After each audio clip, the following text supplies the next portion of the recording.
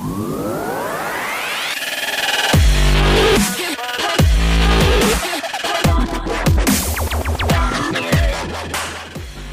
my name is Michael Gilmore and I'm the writer of WhizBang's blog and also one of the co-founders of ParkLogic.com, and it is so good to be with you here once again for looking at the domain industry update week 12, which is quite an auspicious occasion. So what's been going on this past week? I must admit, I've really been looking to see whether are we going to be hitting another downturn as the US goes into the northern hemisphere actually goes into the typical seasonal decline.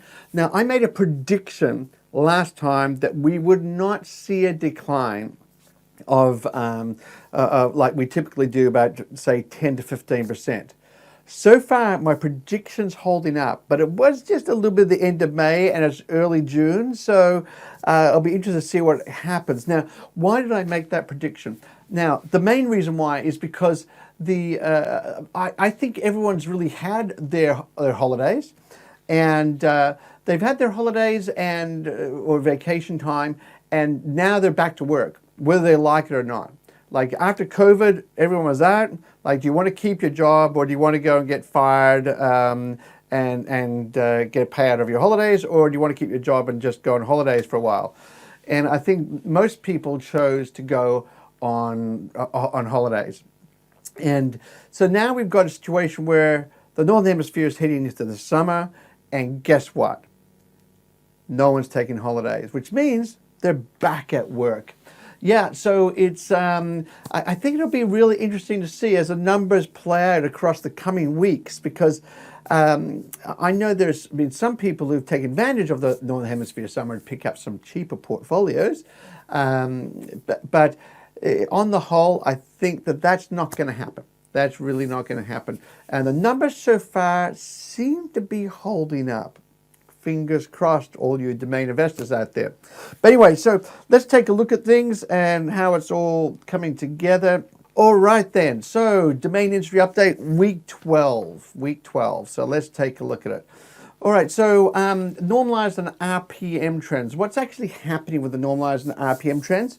As we can see, I put like a fifth order polynomial on this, and we can see that overall, we're beginning to get an influx heading upwards, and that's the normalized RPM is the blue line, the red line is the RPM.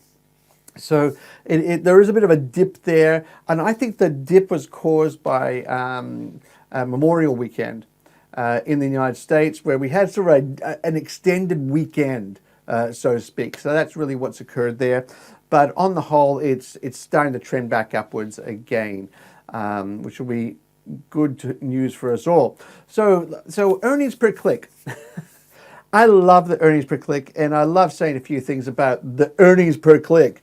Now, earnings per click, as we know, they're counter-cyclical, makes no sense whatsoever, but it's just it's good to look at. So what we're saying here is as advertisers pay more for traffic, less people click, or as more people click, advertisers get to pay more for traffic, or vice versa. Yeah, it just does not make sense. People either click or they don't click. Why is that dependent upon how much advertisers pay? I got no idea. I'm sure Google knows. My personal opinion is it's to do with smart pricing and how they've got this fancy algorithm in there on how much basically domain investors get. It really comes down to that. I have no other reason why that would be the case. Okay then, so earnings per click and click-through rate, kind of cyclical crossing over. So volatility. We saw a drop off compared to the previous week. Remember, we're comparing 1 week to the previous week, so we cannot have it perpetually going upwards. That would mean we'd be on the biggest bull run anyone's ever seen in the domain industry. If you're comparing 1 week to the next, the reality is that we hit that Memorial Weekend and it dropped everything back. And you can see that. I like to view it as it's an extended weekend, a bit longer than normal. So I think it's going to bounce back up. And we can actually see this when we begin to drill down a little bit further. Okay, so their revenue split, Google versus direct advertisers. Now, what we can see here is there's actually been a slight upward tick of a couple of percent over the last few weeks with direct advertisers. They've just pulled up a little bit, and which is nice, and Google's just sort of leveling off and falling down a little bit on the revenue basis. Now that's revenue, but here's one which I have not included before, which I think some of you will find really interesting.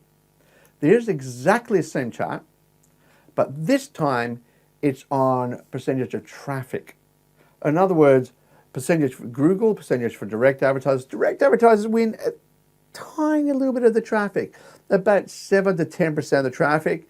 So that 7 to 10% has a massive impact on the revenue side. And that's something, please do not forget that, is that without having direct advertisers, you're losing so much revenue. It's just crazy. So, so if you're sitting there going, yeah, well, I've got everything going ultimately to Google or something like that. Hey, everything's good, except it hasn't been good. It's been going down the last few years. What's the definition of insanity? Let me think about that for a second. Doing the same thing and expecting a different outcome? I think that's the definition of insanity. So maybe it's time to do something different. Maybe it really is time to do something different. So what else we got here? So Google versus direct advertisers, normalized RPM. The normalized RPM. What's going on here? So red is direct and blue is for Google. And you can see that Google is actually flattening off. Direct advertisers come from a long way down and they've come up. But there's something that's particularly interesting about both of these, which we'll see in a second. So here's a zoomed in version. This is the last 2 weeks. So we can say, forget since the beginning of the year, let's see the last 2 weeks. What's actually going on? And Google's going through this 7-day cycle. You can see it's really clearly there. 7-day cycle. And the direct advertisers are sort of almost mimicking that, although it's slid by about a day either side. And I don't know why that's the case. I really don't. So let's take a look at this little chart. This is a great little chart. If you look at the bottom right-hand corner there, you can see last week, we're basically neither expanding or contracting. And that's for both direct advertisers, which is red, or Google. Like there's a few bumps here and there, but it all comes out in the wash. It really does. But compare it to the previous few months. My gosh, the direct advertisers were all over the place. They're jumping up and down like this. They're like yo-yos going up and down. You can see that there. And even Google, like if you look at Google, Google's going bang and then down and up. And like COVID-19 had an impact on the domain advertising space. That's for sure. There is no doubt about it. COVID-19 had a big impact. And that chart that I just showed you, it's very clear as day. It really is. The volatility was all over the place, but now it's stabled off. It's really stable, comparatively speaking. Like remember, we're comparing 1 week versus the next week for both direct advertisers and Google. So it's stabilized a lot. Yeah. So is that good news? Look, we always prefer to have infinitely growing, but that's just not going to happen. We all know that. Now, what I don't know, and this is the thing I'm really hanging out for, what I don't know is what's going to happen when the big corporates come back.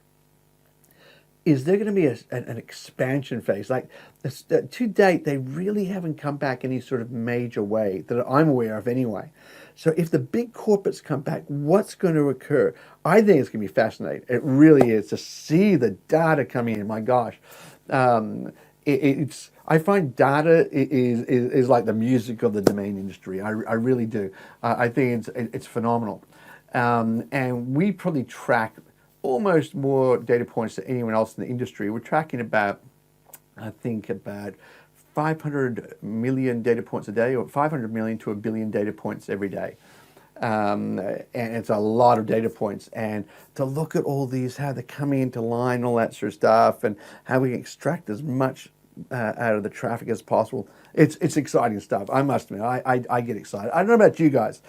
And the reason why I get excited is because when you begin to understand the data, then it impacts your bottom line. And to me, that's what it's all about. When it impacts your bottom line, that's what you really want.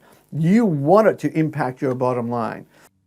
I hope you enjoyed that video and you find them really valuable for your business and helping you make better decisions. Don't forget to like, subscribe, or pass the video on to your friends. Anyway, thanks a lot for that. Have a great day. Bye.